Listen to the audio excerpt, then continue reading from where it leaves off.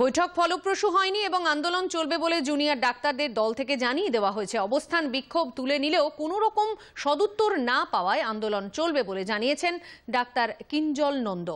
আগামীকাল রাত 9টায় বাড়িতে আলো নিভিয়ে বেরিয়ে এসে মোমবাতি হাতে মানববন্ধনে সামিল হতে সাধারণ মানুষের প্রতি আবেদন রেখেছেন Kinjal.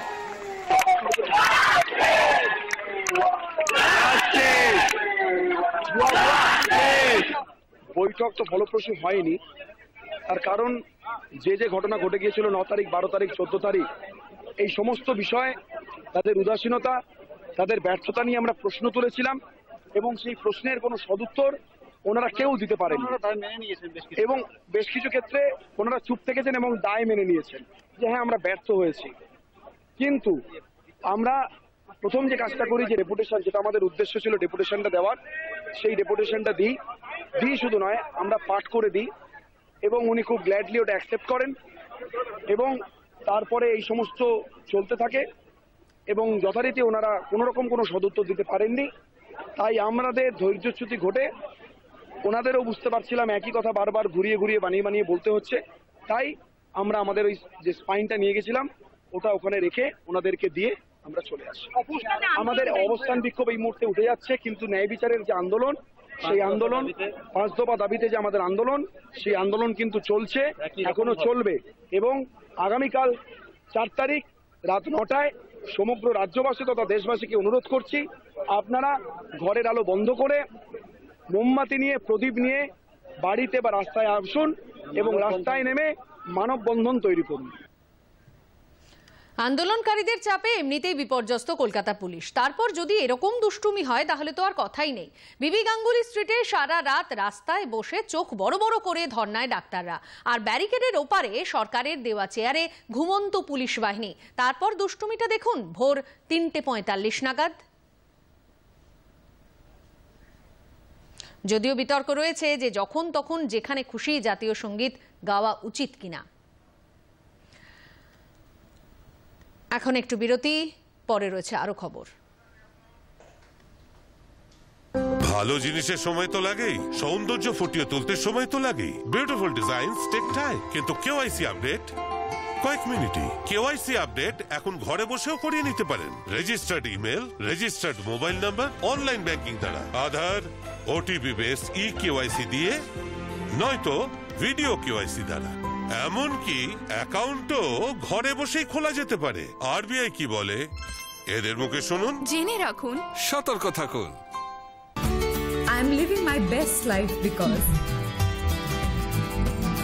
JIS University taught me how to dream, where great faculty, world-class infrastructure and innovative learning systems lets you spread your wings.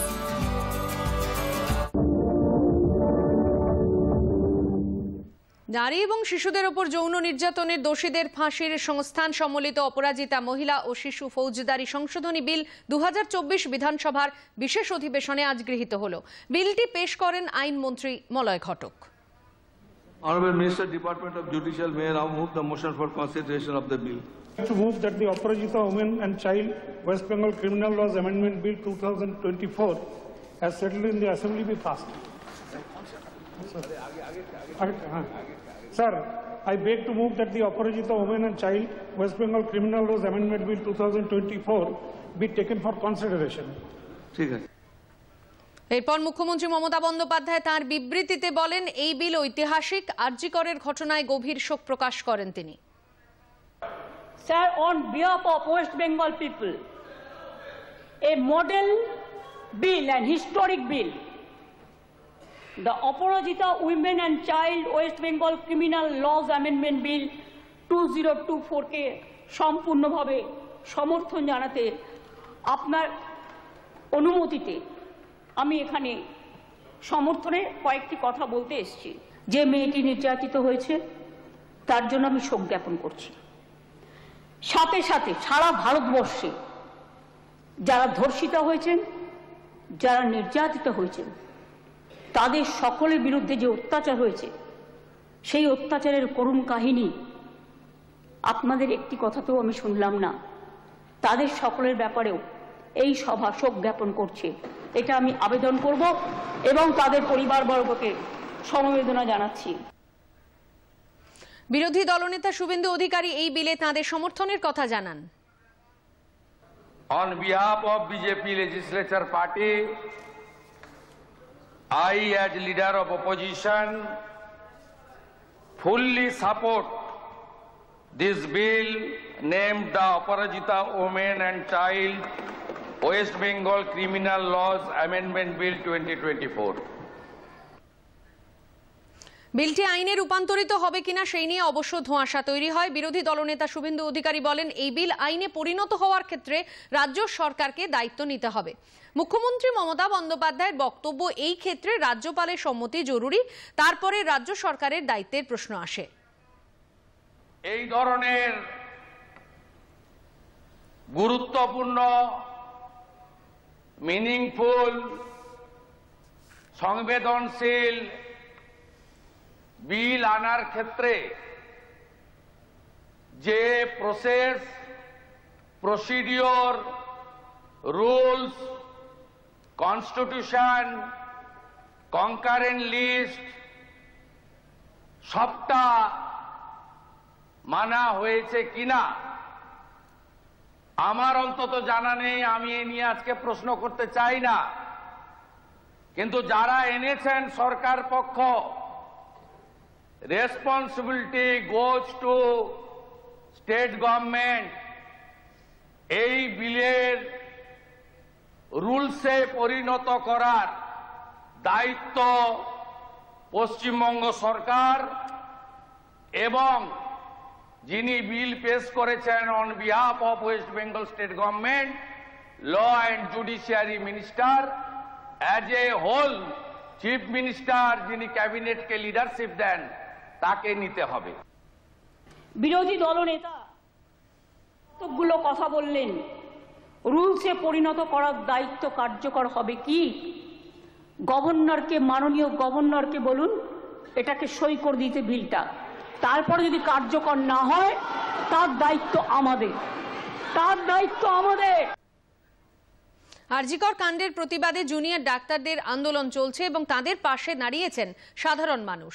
আন্দোলনের জেরে যাতে সাধারণ মানুষ অসুবিধায় না পড়েন তা নিশ্চিত করতে জুনিয়র ডাক্তারদের তরফে একের পর এক উদ্যোগ চোখে পড়ছে। আরজিকরে চালু হয়েছে অভয়া ক্লিনিক।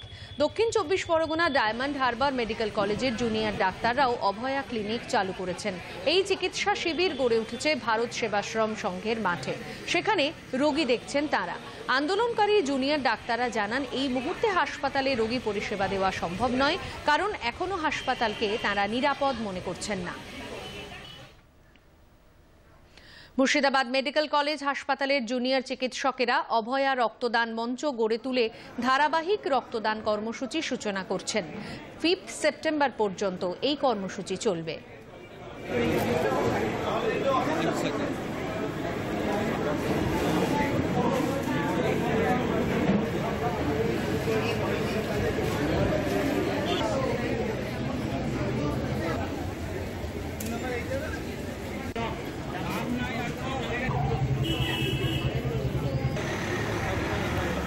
এই পাশবিক অত্যাচারের বিরুদ্ধে থেকে আমরা যতদিন থেকে লড়াই করছি, আমরা সবাই চাই যে পেশেন্টরা আমাদের থেকে এফেক্ট না হোক। সেই জন্য আমরা আমাদের সিনিয়র স্যাররা সবসময় কাজ করে যাচ্ছেন। এমার্জেন্সি ওপেন আছে, শুধুমাত্র জুনিয়র ডাক্তাররা, হাউস স্টাফ ইন্টার্নরা কয়েকদিন এতে ছিল, কর্মবিরতিতে ছিল, কিন্তু এখন সেই সকলের কাছে আমরা একটাই অনুরোধ রাখছি যে সাধারণ মানুষ যেন আমাদের পাশে থাকে। এই পাশবিকতার বিরুদ্ধে, এই পশুত্বের বিরুদ্ধে আমাদের একটাই অস্ত্র, সেটা হচ্ছে মানবিকতা। আমরা আমাদের আন্দোলনের পাশাপাশি সাধারণ মানুষের কথা ভেবে, আমাদের আন্দোলন কখনোই সাধারণ মানুষের বিরুদ্ধে নয়, এটা জানানোর জন্য আমরা এখানে একটি উন্মুক্ত রক্তদান কর্মসূচি রেখেছি। সেখানে আমরা আন্দোলনরত জুনিয়র ডাক্তাররাই রক্তদান করছি এবং মুমূর্ষ ব্যক্তি, যারা রোগী, যাদের রক্তের প্রয়োজন, তারা রক্ত পাচ্ছেন। মেদিনীপুর মেডিকেল কলেজ হাসপাতালের পড়ুয়াদের কলেজ ও হস্টেল পরিসরে র্যাগিং করার দায়ে এই কলেজের প্রাক্তনী মুস্তাফিজুর রহমান মল্লিককে হাউস স্টাফ শিফট থেকে পাকাপাকিভাবে সরিয়ে দেওয়া হলো। গতকাল সন্ধ্যের পর কলেজ কাউন্সিলে আলোচনার পর এই সিদ্ধান্ত নেওয়া হয়েছে। উল্লেখ্য, গত বৃহস্পতিবার থেকে এই কলেজের পড়ুয়া এবং ইন্টার্ন চিকিৎসকেরা টিএমসিপির অন্যতম চাই মুস্তাফিজুরকে বহিষ্কারের দাবিতে কলেজে অধ্যক্ষাকে ঘেরাও আন্দোলন চালিয়ে যাচ্ছিলেন। শেষ পর্যন্ত মুস্তাফিজুরের এই বহিষ্কারের কথা জানান কলেজের অধ্যক্ষা ডক্টর মৌসুমী নন্দী। একজন স্টুডেন্ট সে বলেছে that is under enquiry by the anti ragging committee. আজকে তো কলেজ কাউন্সিল ছেলেরা চেয়েছিল, আমরা মিটিং করলাম কলেজ কাউন্সিল, এই তো হ্যাঁ ডিসিশন হয়ে গেছে, ওকে তো টার্মিনেট করা হয়েছে। আমাদের কলেজ কাউন্সিল রেজলিউশন হয়ে গেল, নোটিশ কালকে বেরিয়ে যাবে। তাতে লেখা আছে যে ও আর এখন হসপিটালে অ্যান্ড কলেজে ওর তো আর প্রেমিসেসের ভেতরে আসবে না। আবার একটু বিরতি, পরে রয়েছে আরো খবর। I am living my best life because JIS University taught me how to dream, where great faculty, world-class infrastructure, and innovative learning systems lets you spread your wings.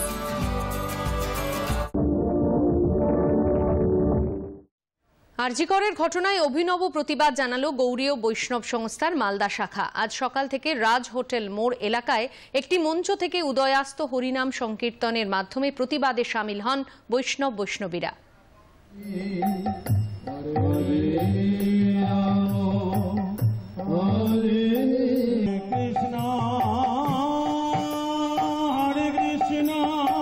আরজিকরের যে কাণ্ড হলো তার প্রতিবাদে বিভিন্ন রাজনৈতিক দল, বিভিন্ন পেশার লোক নিজের মতন করে প্রতিবাদ করেছে আর সুবিচার চাই এটা চেয়েছে।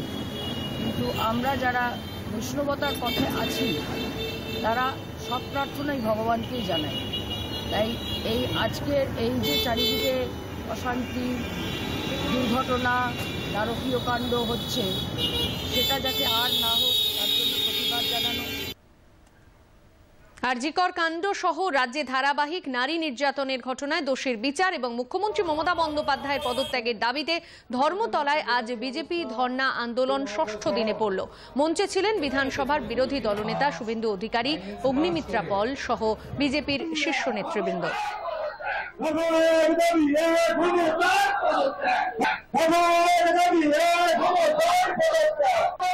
এই আন্দোলন চলবে। পশ্চিমবঙ্গ বহুদিন বাদ এরকম আন্দোলন দেখছে, যেখানে সিনিয়র মানুষ, বয়স্ক মানুষ, স্কুলের বাচ্চা, ছাত্রী, ডাক্তার, নার্স, সাধারণ মানুষ, সেলিব্রিটি সবাই রাস্তায় নেমেছে। আজ অভয়া লক্ষ লক্ষ অভয়াদের রাস্তায় নামিয়ে দিয়েছে। অভয়া প্রতিবাদের প্রতীক হয়ে উঠেছে এবং যতক্ষণ না মুখ্যমন্ত্রী পদত্যাগ করছে আমাদের এই আন্দোলন চলবে। আরজিকর আর্থিক দুর্নীতি মামলায় কলেজের প্রাক্তন অধ্যক্ষ সন্দীপ ঘোষকে 8 দিনের সিবিআই হেফাজতে পাঠালো আলিপুরের বিশেষ সিবিআই আদালত। আদালত চত্বরে তাঁর বিরুদ্ধে তুমুল স্লোগান ওঠে। সন্দীপের পাশাপাশি গতকাল সিবিআই এর হাতে গ্রেপ্তার আরও 3 জনেরও 8 দিনের সিবিআই হেফাজতের নির্দেশ দিয়েছেন বিচারক।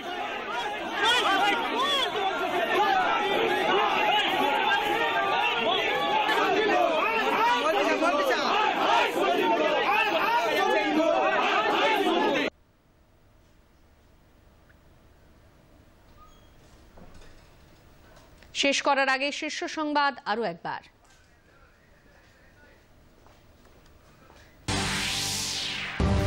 স্নায়ুযুদ্ধে জয় ডাক্তারি পড়ুয়াদের সরল ব্যারিকেড, তবে পুলিশ কর্তাদের সঙ্গে আলোচনায় মেলেনি সমাধান সূত্র। আন্দোলন চলবে জানিয়ে দিলেন জুনিয়র ডাক্তাররা। নারী এবং শিশুদের ওপর যৌন নির্যাতনে দোষীদের ফাঁসির সংস্থান সম্বলিত বিল পাশ বিধানসভায়, তবে আইনে রূপান্তরিত হবে কিনা তা নিয়ে ধোঁয়াশা। আন্দোলন চলছে, তবে রোগীদের চিকিৎসা পরিষেবা দিতে একের পর এক উদ্যোগ নিয়ে চলেছেন জুনিয়র ডাক্তাররা। সংবাদ এই পর্যন্তই। এরপর রাত 8টায় রয়েছে সংবাদ এক নজরে। নমস্কার।